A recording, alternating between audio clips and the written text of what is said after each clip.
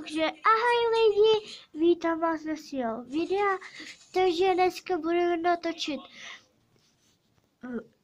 dítě versus puberťák, takže doufám, že se bude líbit. Ale doufám, že nevadí, že to bude takový rozmaz. Mladší sourozenec.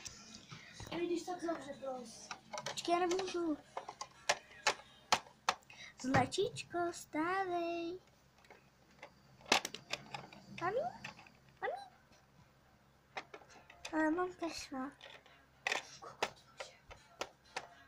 Teď dostanu přes píču. Jdeme se najíst.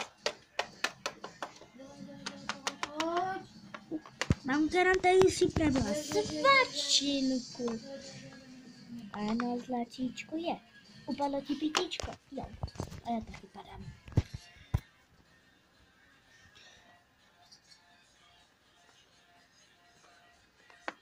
To bude lahůdka.